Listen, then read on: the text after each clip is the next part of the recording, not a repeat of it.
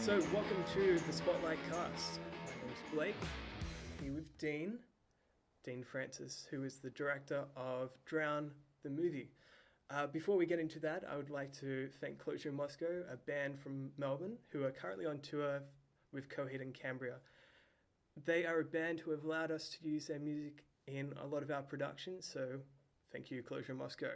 So Dean is the director of Drown. It's an Australian movie, and as much as I would love to talk about it, it's best if you talk about it. What is Drown about?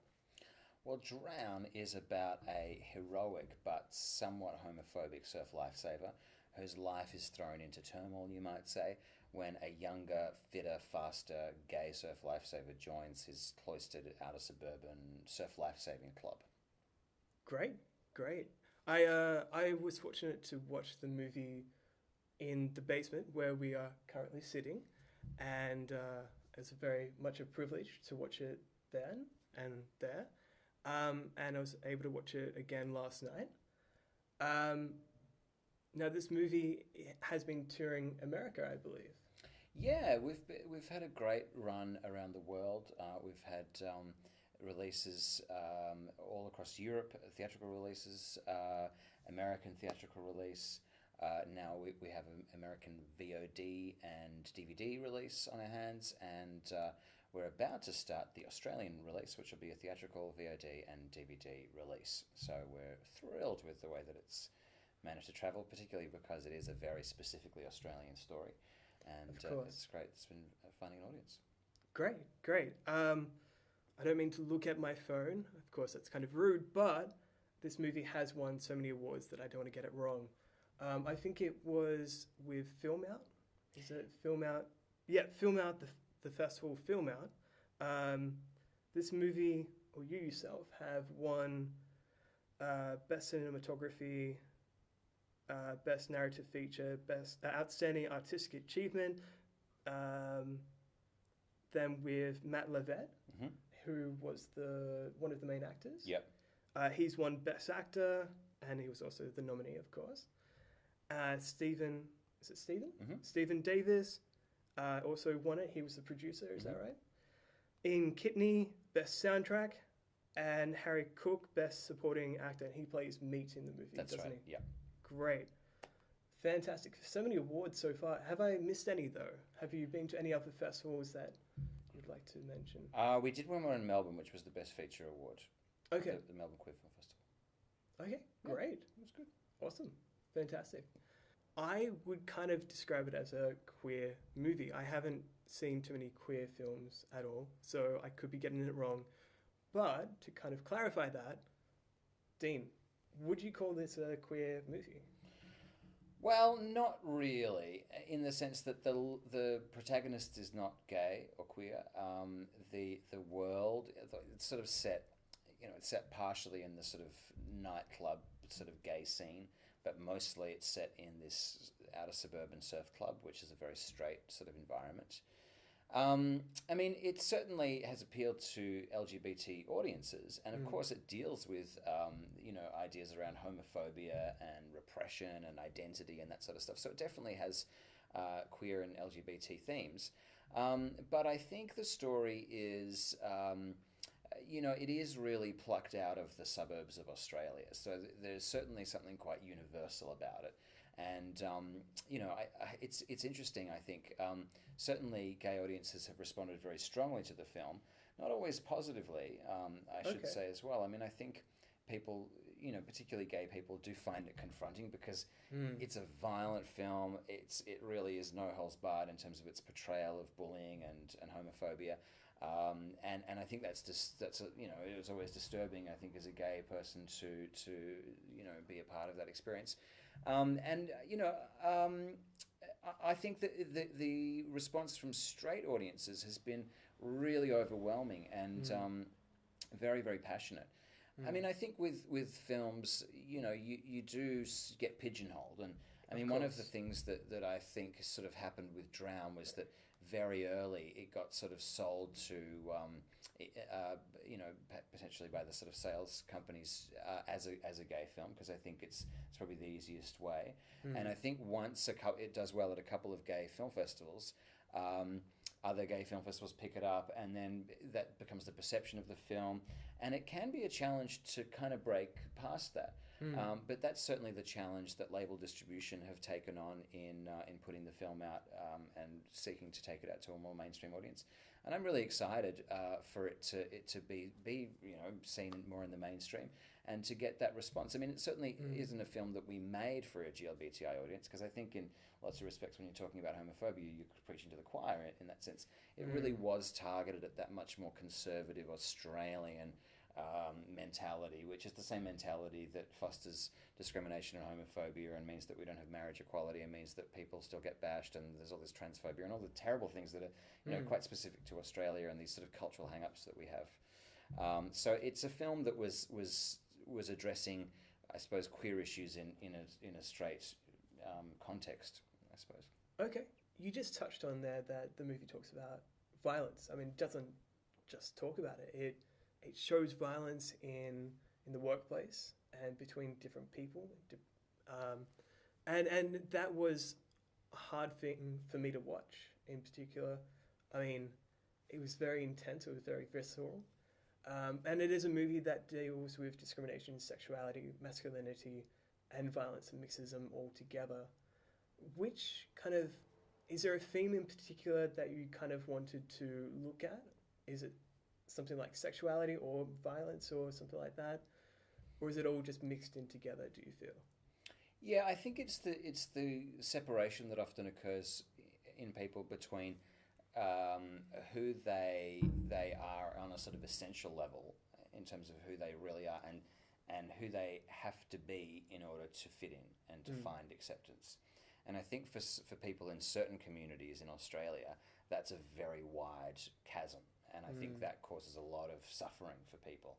And a lot of the time that expresses itself in violence. And of course, this has come to attention in the media over the last couple of years, because suddenly everyone's focusing on these violent young men who go out in King's Cross and punch people, sometimes killing them. Certainly, a question that I was very interested in is, where does that aggression come from? Certainly violence is not unique to Australia, but I think there is a particularly Australian kind of violence that I think is about repression, and I think you can trace it back even to the colonial history of Australia, because we were founded, certainly in the white man's sense of the term, on oppression. We were a convict community. There was the rulers being pushed out and pushed away. Absolutely, and that builds a resentment that inevitably comes out in all sorts of ways, one of which is violence. And I think obviously we're no longer a colony in that sense, but ideologically speaking, we sort of are. We are a population of people that don't really challenge the status quo. I mean, the fact that we have this incredibly right-wing, or this very right-wing small number of people who are essentially running the country behind closed doors, and there's very little questioning of that. I think that's evidence of that. And it's symptomatic of a mentality that I think is part of a lot of us. The movie has an R rating. Is that because of the violence, or do you know why it has an R rating? Would you like to talk about the rating system in Australia? Well, again, we're one of the most conservative countries in the world when it comes to censorship. Definitely with gaming, there has been a huge issue. Absolutely. Yes. I mean, I think back to when I was coming through film school and Margaret Pomerantz was getting arrested at a screening of Ken Park. I mean, these things are crazy, but nothing's really changed since then. All around the world, the film has gotten, the equivalent of an M rating in every territory which has been released. Australia's the only country that's said it's R. It's not suitable for anyone under the age of 18 because of high-level sexual violence. Yeah. So I was very surprised, but then again, when you look at how conservative this country really is, not so much surprised. Yeah, which is definitely evident with the R rating with this movie. When I was looking at it, there's there's very little swearing. Mm. I mean, there is violence, but there's not really. I mean, when you look at the kind of the sexually explicit stuff, it's more to do with love than anything kind of damaging, I think. I mean, some people have said that the R rating is a pretty homophobic thing.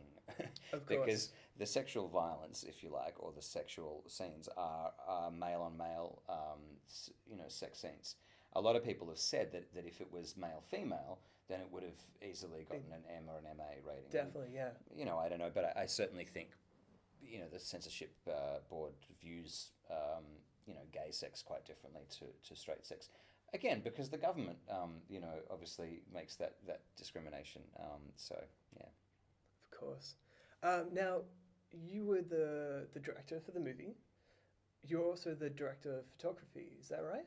Yes, and the producer and the editor as well. Wow, okay. Co-editor. Co-editor, okay. We have to share the load sometime. How was that kind of seeing the movie from the start to the end, I guess? How was it, doing the whole thing? Was it a challenge? Was it good? Was it rewarding? Would you never do that again? Yeah, it would. Look, it's still going on. I mean, as the producer, I'm dealing with it every day, and I tell you, it's really really difficult because wearing so many hats, you at a certain point lose any objectivity. And you rely very closely on the people you collaborate with to help sort of guide the process. It's difficult not only on a creative level, but it's a film that we sort of did really under our own steam, and we relied on a lot of volunteers and a lot of the people who were students of mine and of Stephen Davis at the time. So the whole thing was done really on the smell of an oily rag, and that presents its own pressures because you don't have the luxury of throwing money at problems to fix them. Of course, yeah. And of course, this incredible time commitment that's involved in a film. You still have to, bring in income in some way to fund the film, and obviously to pay the rent and whatnot. So overall, it really has been, I have to say, very challenging. I mean, that said, it's been a huge learning for me. I mean, I think every time you make a film, you just are a different. Every time you pick up the camera. Oh, definitely. Yeah. And certainly, I would do things differently in the future. But I would certainly do some things in a similar way. And I certainly have found it very liberating to not have to answer to a studio or a production company that has more control and influence than my production company. Of course. Or, we've been very blessed to have private investors who are incredibly passionate about the project and incredibly trusting, and that freedom really was essential to make the film what it was. And, compared with other processes that I've been through with filmmaking, creatively this has been very liberating, even though it's been very hard. Now, you did all of those great things. I think you also wrote the screenplay, or you helped write it. Is that true? I think that's on IMDb, so we're fact-checking right now. Look, I adapted the screenplay from Stephen Davis's play Drown. Okay. And again, that was a really unusual process. Stephen sent me the play and asked if I'd direct it on the stage, and I came back and said, look, I think this would make a great film. And so Stephen gave me carte blanche to adapt the script, and then of course Stephen came in and worked on the script, and we collaborated together. Oh, good. So good. we co-wrote the screenplay based on Stephen's original work, yeah. Good. Okay. And how did you find that, taking something that was supposed to be a play initially? I think we've talked about this before, and the play is that the 2 or 3 characters just talking on the beach. How did you go from that to having a full feature-length movie? Well, the play is, like you say, it's pretty much in real time. It's these 3 guys just on a beach, and they start to do increasingly awful things to one another. And as much as I've related to that really strongly, because I think all of us have been, in some way involved in bullying, whether we've been bullied or whether we've bullied others or whether we've known people who've suffered from bullying or what have you.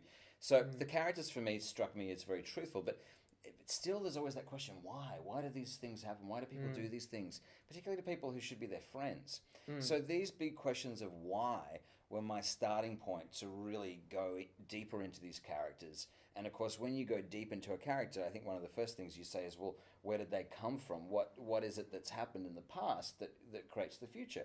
So I decided to go right back into the past with the film and really take it at least a year back into the lives of the characters. Yeah. And then, it was almost as organic as like I would find a moment in Stephen's script and go, why? And then write a scene to kind of find the answer to why. And so what we ended up with was this really sort of all over the place, non-linear structure, which for me was good because it broke up the monotony of all the dialogue on the beach. And, you know... As part of like a play, it's a lot different from a movie sort of thing. Like in a play, you're sitting there in the audience, you have to kind of watch that play. I mean, you could play around on your phone, you shouldn't though, don't ever do that. But in terms of like watching a movie at home or something like that, people can easily switch off if they're just talking on the beach. So yeah, I agree. It is a great idea to, you know, break up the dialogue by, you know, moving around in terms of time. All right. So one thing in particular that I really liked about the movie was the fact that it was non-linear. The fact that it jumped around a bit, it made it really quite interesting for me, the audience, the viewer. But whenever we kind of flash back in time, it felt like a fantasy scene in the sense that it was a lot more saturated. Often there were shots that were slowed down. I don't think sped up, but slowed down definitely. There's a lot more saturation and stuff like that. What was the idea behind this? What was the plan?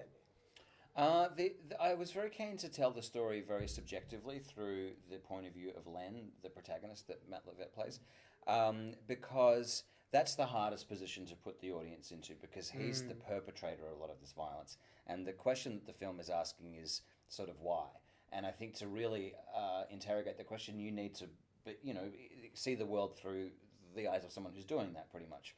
So once that decision was made, we realized that the way Len sees himself and the way he views the world is not necessarily consistent with reality, you know. So you needed to create a differentiation between the subjective view, which is Len's, and the objective the reality of the piece. Yeah. Exactly. So it was really wanting to use that idea of creating a psychological space into which the viewer could step in order to have that direct empathetic line with Len. Yeah. I think. I mean, for me, I've always loved films where I come out of them feeling like maybe a little bit uncomfortable, like I have a lot of unanswered questions. I like films that make me work pretty hard as a viewer. Yeah, you definitely do that in this film, I feel. Yeah, I mean, some people don't like that, and some people really love the fact that it kind of keeps you on your toes. Other people, I think, find it a bit, you know, confronting or whatever. I don't know. Well, I think that's the point of the movie, so that's good if they feel confronted. But speaking of Len, considering he is the protagonist, but at the same time he's kind of the villain of the movie, was that hard to shoot, to try and have the audience rationalize his thinking, but still, like, did you want the audience to like him by the end of the movie? Did you want the audience to understand him or not? I don't know if you necessarily need to like Len. I think Len's a bit hard to like. But I think you definitely need empathy with Len. You need to understand where he's coming from and see the world through his eyes. It was a big challenge to achieve that. And of course it was really important to find those moments of vulnerability and the sort of endearing moments where you sort of realize that on some level Len knows that he's not as great as he thinks he is, but and it's this sort of desperate, almost childlike... The insecurity. Yeah, exactly. And of course, Matt LeVet, I think, did that so well, and he brought, of course, a lot to that character. Definitely. And it was a very close collaboration that Matt and I had during the process. And of course, you know, a lot of it as well is sort of really forcing that perspective and creating a sort of heightened visual style, which gives you a juxtaposition and sort of gives you a 360 sort of panorama from within his psyche. You know, the good and the bad, the fear and the fantasy and the repression and all that sort of stuff. That hopefully you come out with a sense of a kind of really complex character. Yeah. Oh, definitely. Speaking of Len's character, I was having a look at IMDb. I was having a look at the message boards, seeing what people wanted to know. I have one question from I don't want to get their name wrong, just in case they watch the podcast eventually. It is from I Adore You on IMDb. I do adore you in your filmmaking, but this is from I Adore You. They said, in terms of the landfill scenes, what is the relevance of Len working as a trash man? Can you clear this up? In fact, we actually have a reply. So this question was on May 6th. There was a reply on May 7 from Matux, I think. This person says, I think it was to show that being the team leader and champion was really the only thing that made him proud, in inverted commas, of himself. Without it, he is literally, with two T's, in the trash. What do you think? That's a good answer. Well, you know, you can take that answer if you want. Well, I think it's a good answer. I sort of really like it when audiences sort of come up with their own thing. I mean, I think it's going to mean different things to different people. I mean, I can tell you where it came from, which was that Great. I think surf lifesaving is, you know, there's something quite unique about Australian surf lifesavers. And one of the things that I think was important to sort of, it was an important part of the story for us, which was that he's not a professional surf lifesaver. So, you know, in sort of the times when he's volunteering on the beach, like on the weekends or days off or what have you, he's this top dog hero. But pretty much every other time, he's the guy who's taken the trash. Yeah. You know, and so there is that idea of, and you know, in these cloistered communities of sort of people are a bit sort of legends in their own lunchbox. They don't really have a sense of the proportion, that, you know, of, or the stakes, I suppose. They see everything as very high stakes, and this idea of being the top dog, of being the man, of being the hero as incredibly important. But really, in the context of the whole world, is it that important? I mean, all of us are kind of just taking out the trash in our own way, you know. It's an interesting way of looking at it, yeah. And it became a sort of a metaphor as well for all the broken things, all the things that Len had discarded about himself, the opportunities that he'd missed, the person he could have become. He's discarded all these things, and so, you know, it's sort of working through a psychological junkyard of stuff that could have been. I mean, you know, as a metaphor, it was supposed to come in at the start of the picture to really, you know, give you a well-rounded view of Len. But it ended up actually having sort of such metaphoric power that it was used ultimately a bit more metaphorically. Okay. Cool. Symbolically. Yeah, I like it. I did read somewhere else on IMDb, I think, or maybe on YouTube. Someone was asking about what drown means and maybe the symbolism behind the water. So this person had written a 4 or 5 paragraph question, I think up on IMDb. I think they were basically saying that the water represents sexuality or maybe cleansing. Do we have a definitive metaphor that the water represents, and what does drown mean? Look, I'm sure Stephen, who wrote the play, would probably have a different view, because I think everyone, you know, has their own view. But for me, it's simply the fact that he's a surf lifesaver. Okay. The fundamental requirement of a surf lifesaver is someone who can save other people from drowning. And of course, without wanting to do any spoiler alerts in this chat, you know, he's someone who, on a very basic level, is incapable of doing that ultimately. And of course, that sense of not being able to fulfill the expectations placed upon you is an idea that it relates to Len in terms of his sexuality, in terms of his masculinity, in terms of his relationships with his peers and his friends and his colleagues, with his father, with people it's this idea of not being good enough. Essentially, or falling short of expectations. Yeah, either that be your own expectations or the expectations of a narrow-minded community. I think that's, in a general sense, where it's at. Great.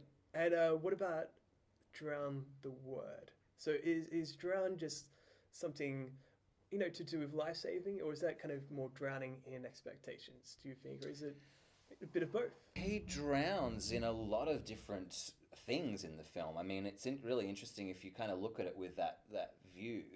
You can sort of see where he loses all these different qualities that he needs for survival. And, you know, of course, there's only so many aspects of your identity you can lose before you Of course.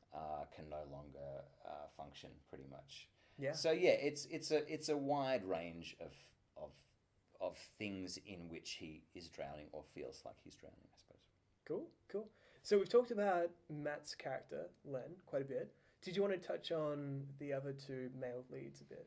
Yeah, for sure. Well, Jack Matthews, who plays Phil, he's an extraordinary actor who was quite new when we shot Drown. He's a New Zealand boy with a real tenacity. He's an incredibly brave actor. And of course, it can be challenging when you're playing someone who gets victimized in a narrative, because the temptation is to kind of play this, placid, passive character. Or just simply weak, even. Yeah. Absolutely. And what I loved about Jack was he had that fighting spirit, and he's a fantastic adversary for Len.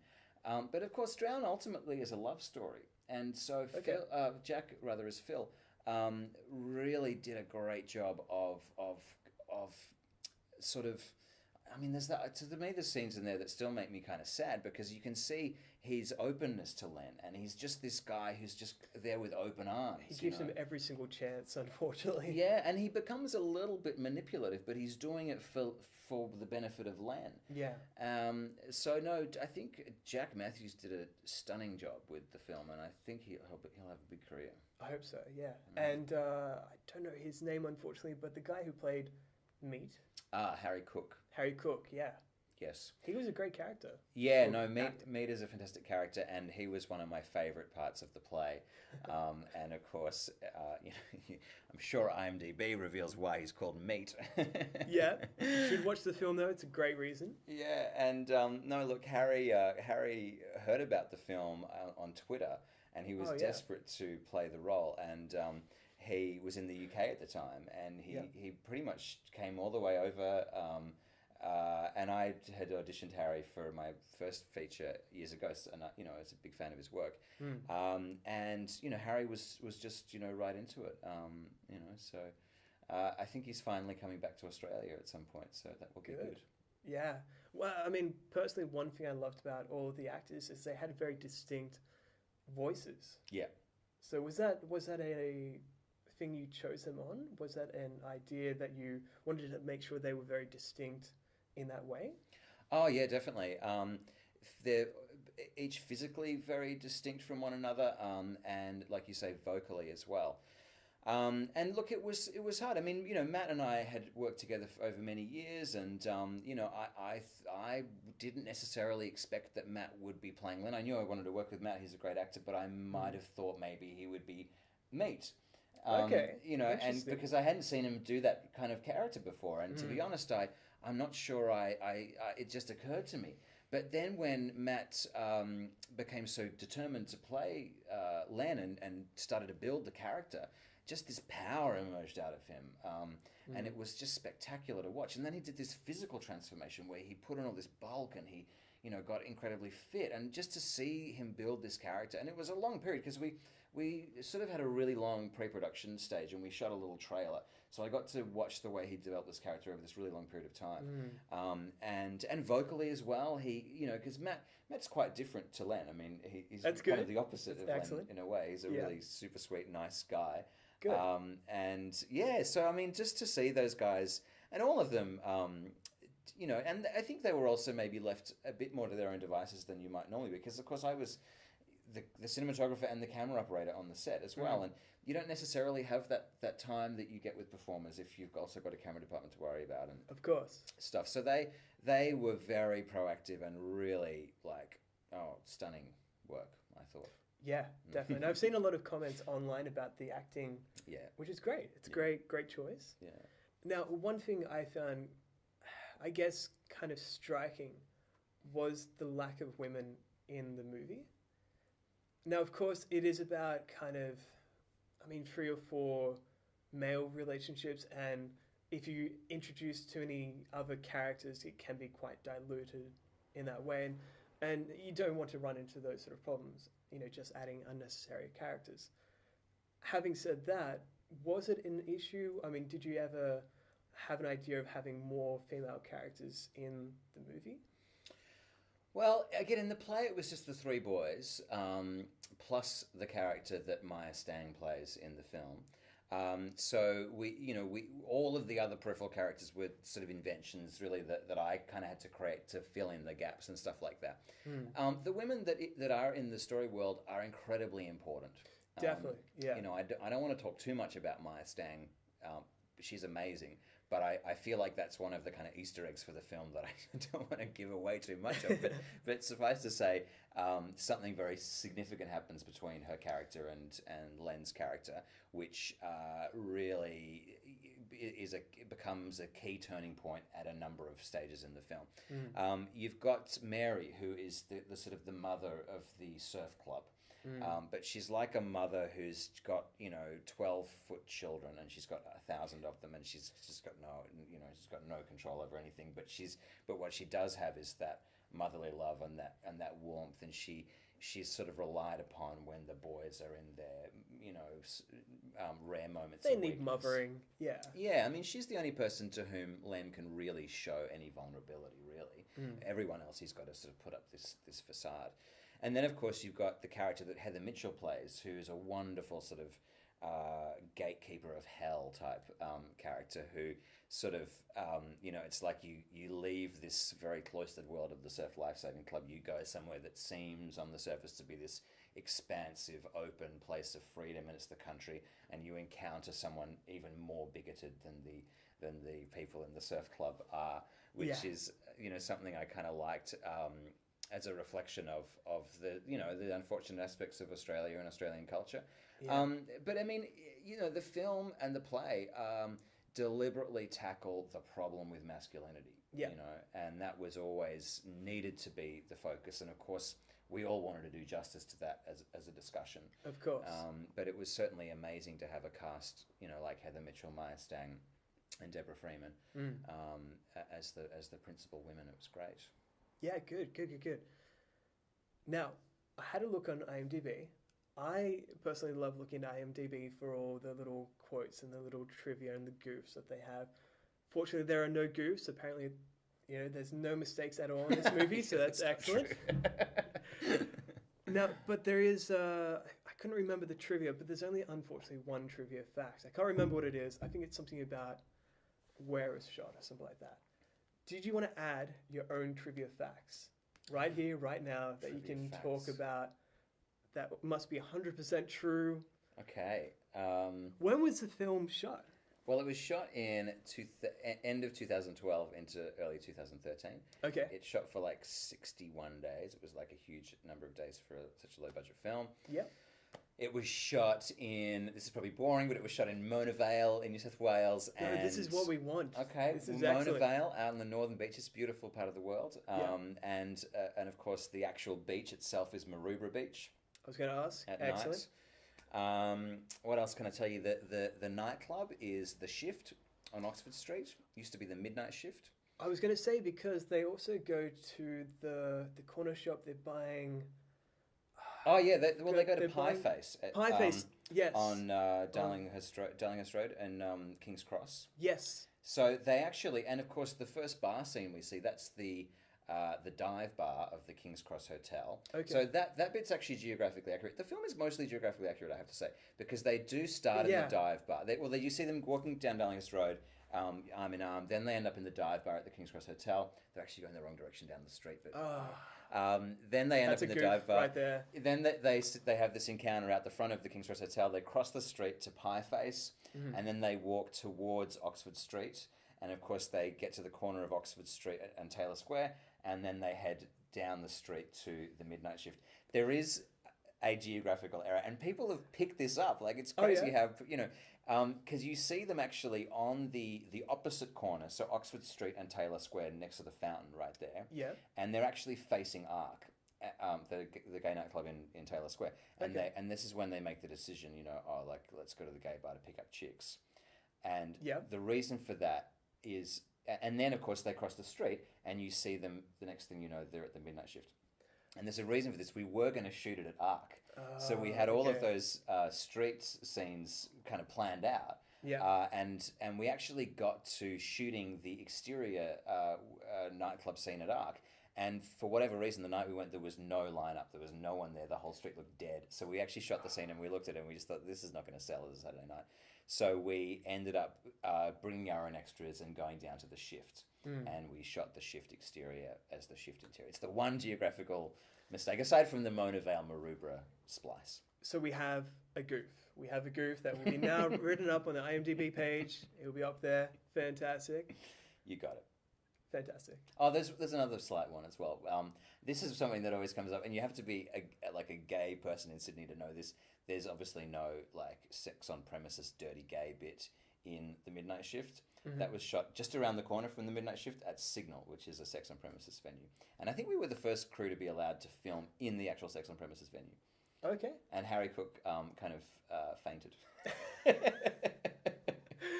Excellent trivia right there. Yep. Fantastic. Good. Now, the whole kind of point of the Spotlight Cast is to put the spotlight on filmmakers who, you know, we might not know because they're not the actors or they're not the big name directors we know just yet. The other kind of idea behind the Spotlight Cast, what this show is to help other filmmakers. So do you have any tips for filmmaking that you would like to impart on people who have never made a short film or never made a feature length or have never filmed in Australia or never made a gay film? Just any tips you could give us. What have you learned? God, so much stuff. How much time have we got? I mean, I would. The first thing is you, if you have the vision as a filmmaker and you feel that's your calling, then you should just make films. And of course, it's never been easier. You can do it on your phone, and you shouldn't wait till you can afford a red camera before you do it. You should just get and make films weekly. You know, just to really get, because every time you make a film, you know, you changes.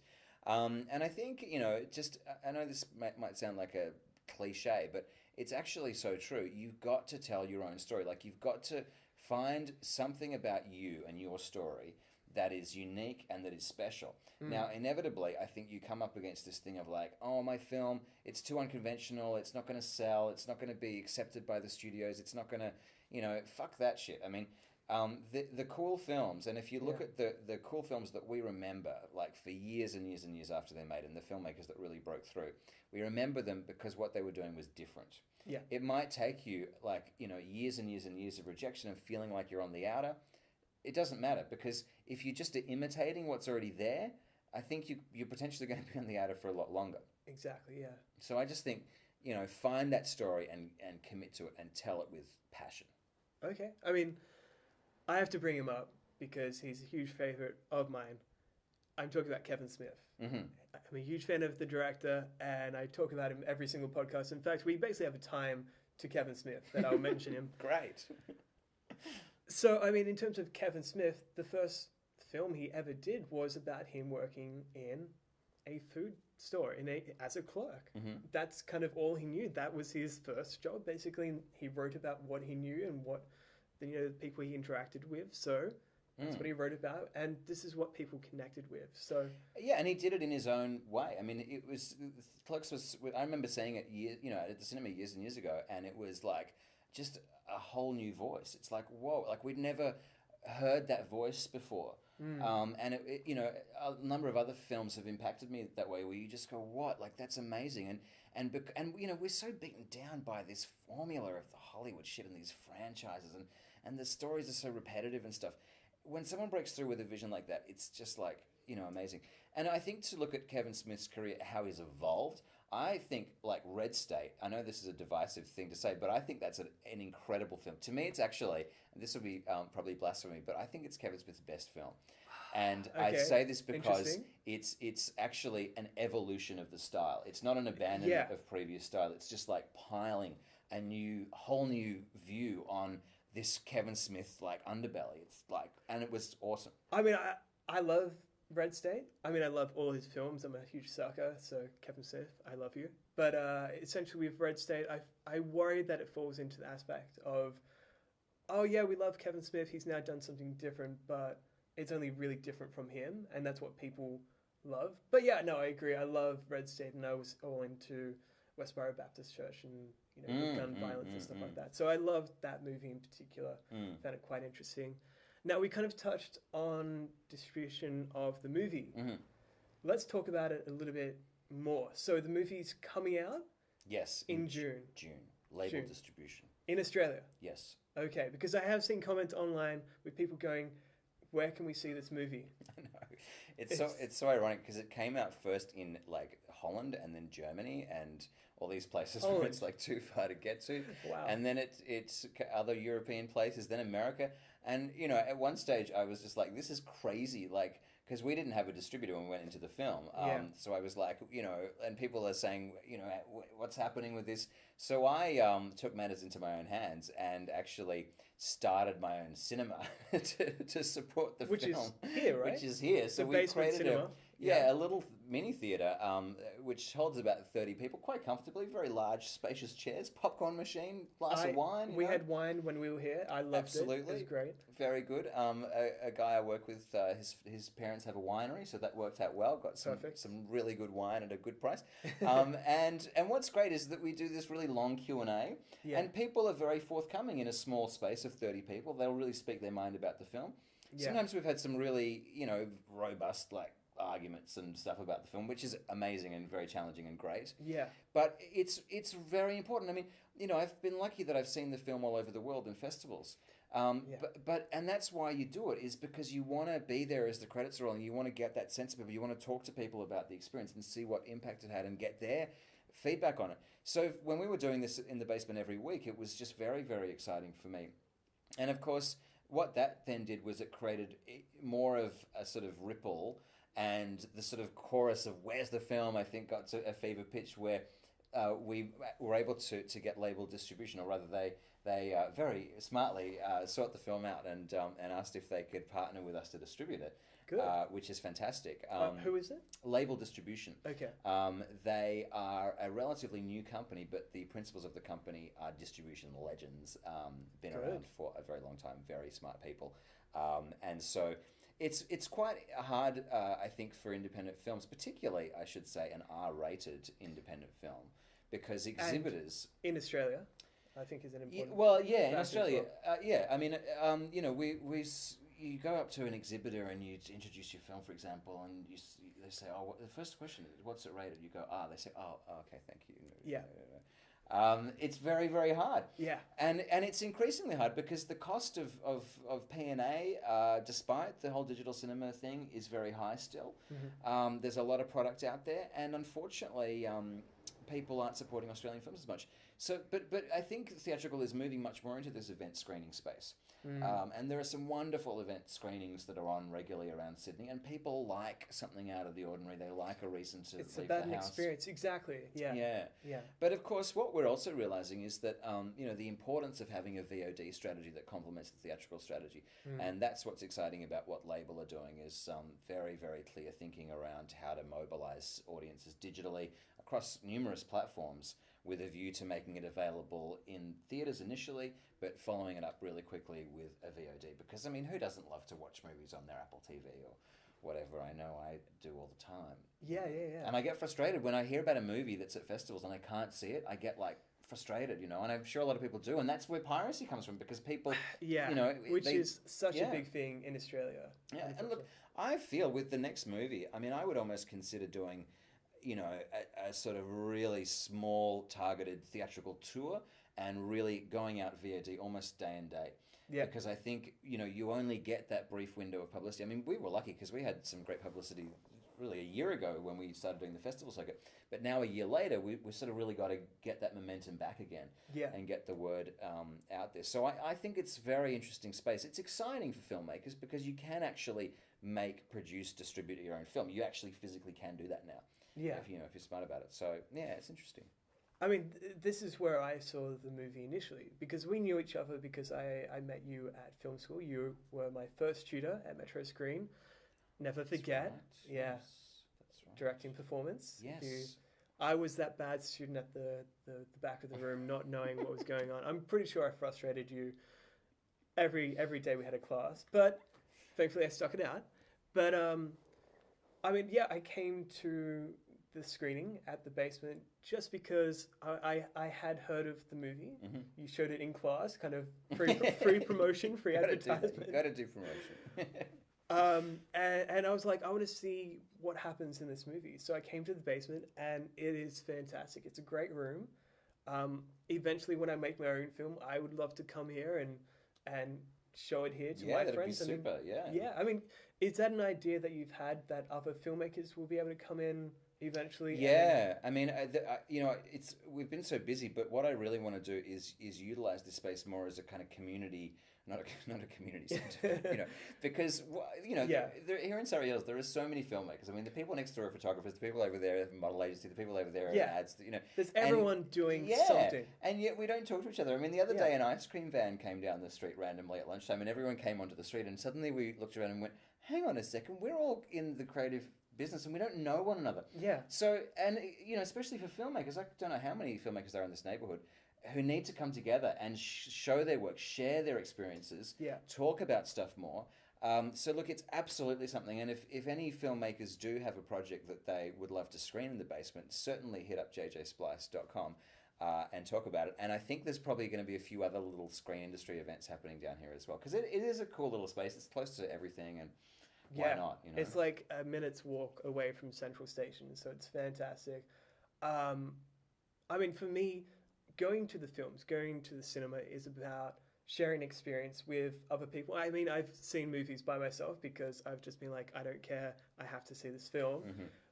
But going to movies it's a communal thing. It's a social aspect, And then not only that is when the movie is done, you don't just, forget about the movie. You talk to other people.